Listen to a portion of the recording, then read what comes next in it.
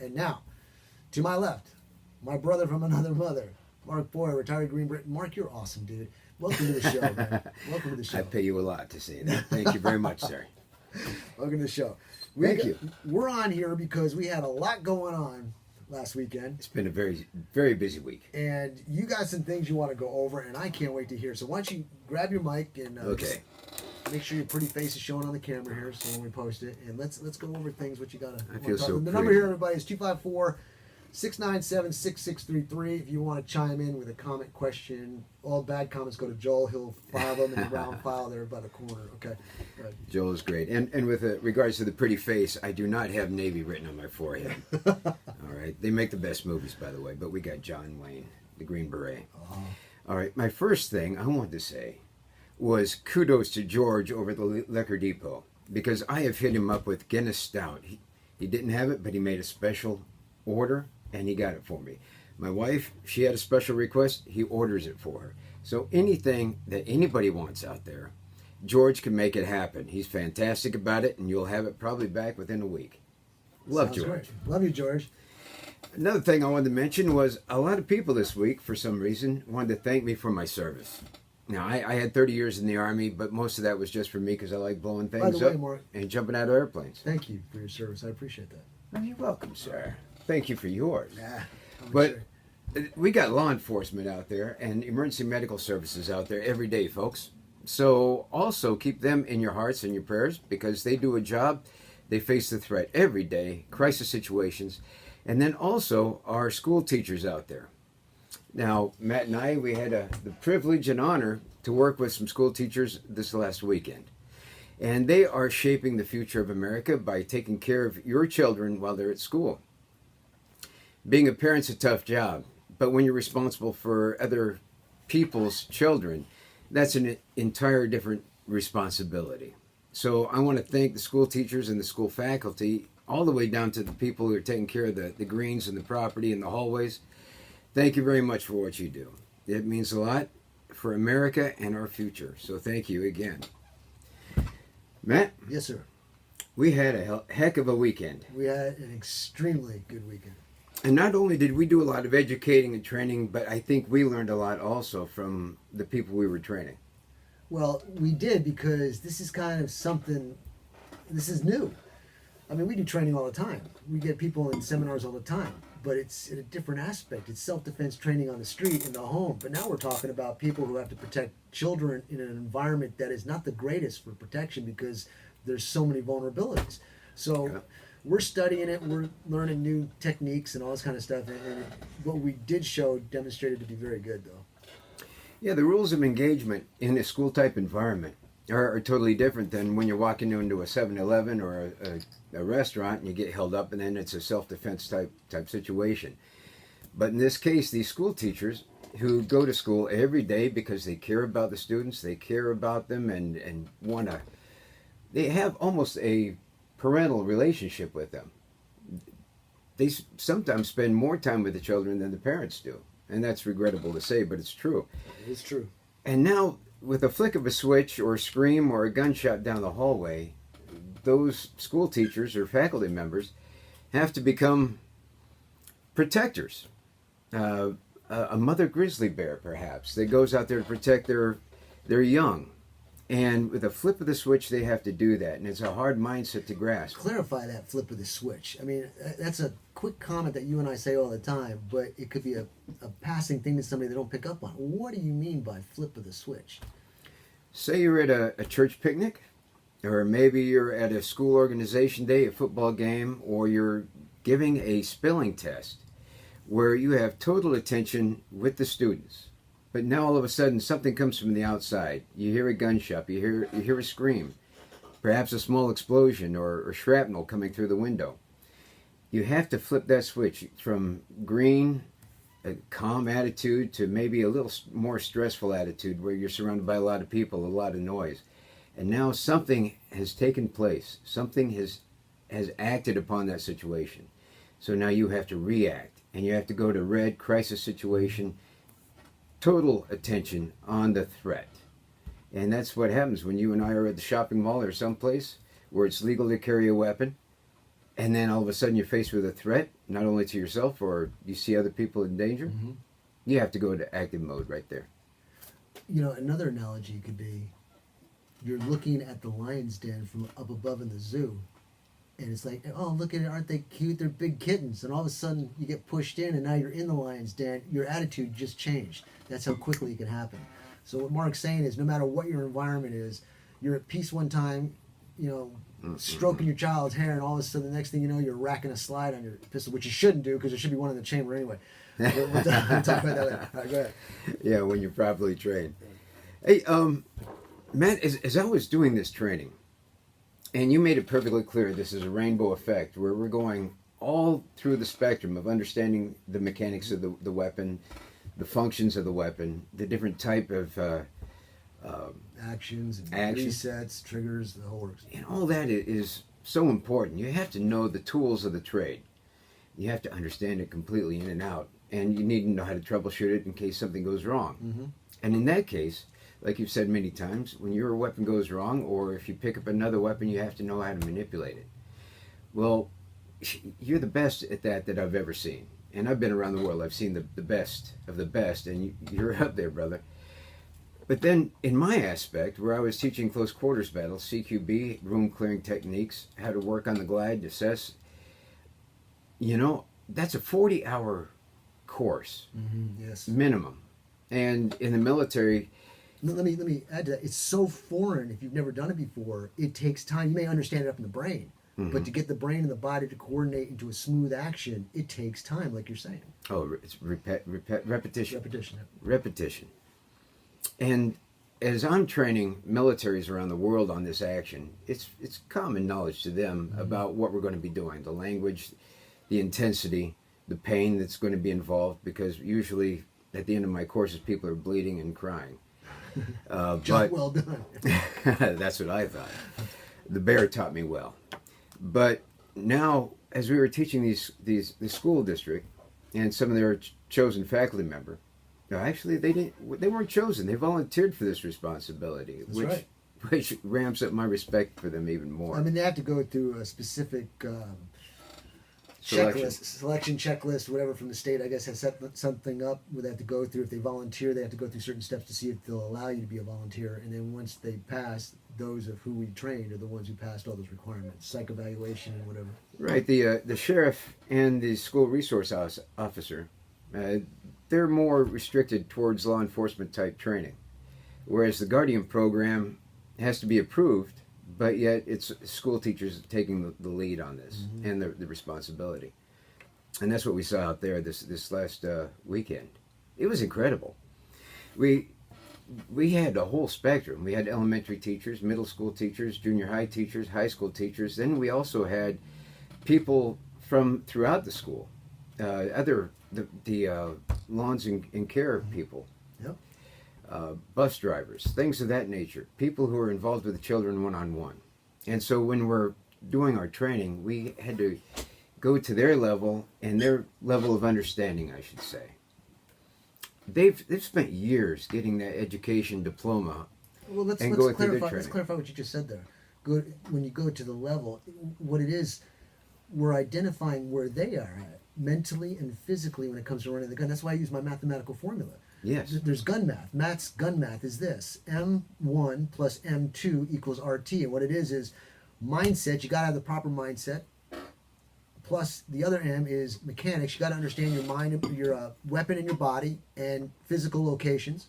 Because if you master each one of those, your response time, the RT, gets quicker and quicker and quicker. So what we're just trying to do is evaluate each person is to see what their mindset is, what their physical abilities are, and put them on the scale and see and to balance out their training and speed of progression. And their strengths. Yeah. It was a great experience for me. It was a humbling experience for me because I realized that my organizational skills were very much lacking. When I got to compress 40 hours of training at least into a 4-hour block of training, I'm wanting to introduce every aspect of that training to the students so that they can take it home and continue their education, continue their training. And I don't want to miss anything, but it taught me that we have to train to standards and not to time. That's right. We have to continue the training. I want to support your frustration. When I was doing license to carry classes, I mean, way in the beginning, I think it was like a 15-hour class, 2-day class. I can't remember anymore. But then when I've been doing it for years, it was a 10 to 11-hour class, 10 to 12-hour class. I can't remember that anymore. So I had a lot more time to explain, give example, practice, reiterate all the different laws, techniques. But then with the signing of the laws back in 2011, reducing the time for a class and reducing the need for renewing your class except for going online, I have to cram the most important stuff that I think is important for the student in a 4.5-hour training class. 1 hour is dedicated to shooting, which makes it a 5.5-hour course. Okay, cramming 4.5 hours, cramming all this information in 4.5 hours to novice people, even people who have shot guns before, leaves you, the instructor, like you were saying, shaken because like I don't feel like I'm adequately doing my job. But you were within the constraints of the state requirements, and you can't do anymore. That's why we do these seminars on the outside, ladies and gentlemen. What you can't get in the class, you come on out on the separate side and do a seminar, and you get the class. And you get the class to a finer point. It's all part of the continuation of education and training. And we're talking about the use of weapons, which means that usually somebody's either going to be destroyed or their lives are going to change forever. That's right. Now, when I was thinking about that aspect and the total awesome responsibility of that, I was thinking about our basics. When a young person goes to school and they learn driver's education, how long is driver's education? You're a young man. I'm a Cro-Magnon Neanderthal. We're talking to Joel here. 6 hours. About 6 hours for driver's training. Yeah. Wow. Doesn't teach you about snow on the road, does it? Yeah, I've noticed that. Well, the reason I say that is more people have been killed with cars than with guns, haven't they? Mm-hmm. And that's all the training that they get. That's not enough to me. That's substandard, right? But of course, here in Texas, everybody was raised on the farm, and everybody learned how to drive the truck before they were 10. Right. That aspect of it is a non-negotiable item. We'll never win that debate, okay? But when it comes to the guns, I'm going to stick to it. Yeah, I'm never, ever going to support somebody taking your gun rights away. Never. That's why I put a uniform on. I'm going to defend it to the death, okay? But I can't embarrass you enough to say, you're going to carry that gun and you've got no training. Shame on you. You better know how to use that weapon. Shame on you for carrying that gun irresponsibly. So hopefully Absolutely. I can use my right of freedom of speech to shame you, the person who is not doing what it takes to become proficient with that firearm, into maybe getting some extra training. And that being said, don't be ashamed. Be proud of who you are and come out and get proper training with it. No matter where you go, as long as you go out to try to train with that weapon, then you're showing some responsibility and being a good gun owner. Now, I want to make something clear here too. Everybody, I think you know this. I make money doing this. That's obvious. Okay? That's just the benefit of my ideology. My ideology is I'm here on this planet to teach. I teach guns, and I teach it well. Okay? The money comes. I'm not on the radio doing this to say, come so I can get $60 for a license to carry class.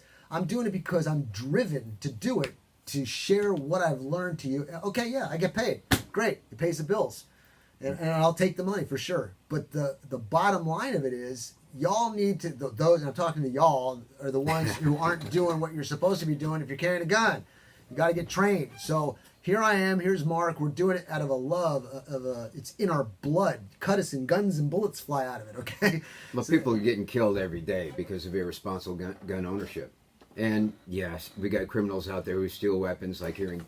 You said something there, and I just want to make a comment. I got this article here, since you brought it up. Please do. It goes, guns send over 8,000 U.S. kids to ER each year, analysis says. It goes here that 8,000. Now, if you've got a population of 350 million, do you know what percentage that is of the populace? It's 237 100,000ths of 1% of the population. That gives you no right to take away my gun rights. It does give you the right to shout and embarrass and put people to shame the improper use of a handgun or a weapon, but it doesn't give the populace the right to take away my rights because 237 100,000ths of 1% of the populace goes to the ER. It could have been because the magazine dropped on their toe. Okay? So when it comes to these numbers, let's make sure we understand what they are and what percentage it comes to when it comes towards your right. Anyway, that's And how much of that was irresponsible gun ownership? a lot. A lot. And I don't want to keep harping on that. But what I was going for was the amount of hours that it takes to train to reach that goal that you want. We said you can get a driver's license with 6 hours of training. Now, again, vehicles kill more people than guns do every year. And you probably know better statistics than that. But when you're talking about an engineer who builds a bridge that people drive over every day, that engineer, he goes to college for how many? Oh, man, we're running out of time. No, we're good. Okay. He goes to college for so many years. I fearfully look over my left shoulder for Master Cindy Key, who, if she comes in, she's going to beat me up somewhere. But go ahead. I understand. So, again, he puts people's lives at risk by building a bad bridge if he cuts corners. But good engineers, they don't cut corners. They don't cut their training. And neither should we when it comes to weapons. Med school. These guys go to medical school for 4, 6, 8, 10 years. And we trust them with our people's lives, all right? What about when you pick up that weapon? You decide a person's life in mere seconds. And so you need proper training for that. Our law enforcement people, they go to law school or law enforcement training. It's not a 6-week course. It's usually like 6 months if I'm not mistaken. But they have to learn so much because people's lives are at risk. And yet your license to carry class is only 4 hours. Mm-hmm. And that's to put a license in somebody's pocket so that they can carry a weapon downtown and within seconds determine somebody's life or death situation. And when we do our church crisis situation or our active shooter training for schools, churches, businesses, we can't do it all in one day. We can do an introduction, we can do the rainbow effect, but it's up to those people who volunteer for that training to continue their education. And with our experience, we can't do that level of training in one day. We can't do it in 1 week. We have to go all the way, or actually we're creating almost a liability situation. Look, you and I were just at the range the other day. We were speaking to each other and we're saying, it's been a few days since we did this. My skill level is starting to loosen up on particular aspects. We need to go in there to refreshen ourselves. And yes. That's us, and we're communicating in fear of a perishable skill. That it's very perishable, very quickly perishable, is gun accuracy, shooting a gun. And if you don't maintain it and practice it, you're going to lose it. And if you lose it and you're still carrying it and something happens and you got to use it, you may be talking to Rick Dodd or Attorney Benton Ross Watson, okay? So you want to make sure you're doing a clean shoot. I got to throw something out before I get off of here. Okay. All right. Part of this training that we identified, some people may not be able to take that shot in a crisis situation. However, if they're properly medically trained, they can still save lives by treating the wounded. Absolutely. So I wanted to encourage everyone. It doesn't have to be a mandatory thing like an activities coach. Everyone should go out and get Red Cross certified in not only CPR, but oxygen administration and the use of an AED. All right, those things save lives. But in a combat situation, and it's been proven in Iraq, Afghanistan, I got 10 years in the combat zone. At least 60% to 70% people bleed out. That's the cause of death. So as long as you get the proper Red Cross medical training and you can stop the bleed, you have saved a life. It's funny you just said what you said because people don't say that. What's the cause of death? Lack of blood. Yes, you got shot. Yes, there may be some shot locations that are instantaneous death. I get that. But most of the time it's because you bleed out. And so if we can stop that bleeding and get them rushed to somebody who can fix them up, it'll save the day. You stabilize, stop the bleed, and then most importantly, you can get out on Monday and Tuesday and vote. Oh, yeah, that's right. Because I do not want Texas to become California. I do not want a sanctuary state. I want to raise my head proudly and say, I voted. All right, here's what we're going to do, everybody. Mark, I can't. I was checking to see if Master Cindy Key was going to be able to join us. I don't think she's going to be able to join us. And now the sweat stops coming out of my forehead. I'm not going to get beat up today. So what we're going to do, let's take a quick minute break, and when I come back, we'll wrap up the show. And Mark, stand by for a minute, and we'll take it from there. So give me about a minute break, and we'll be back.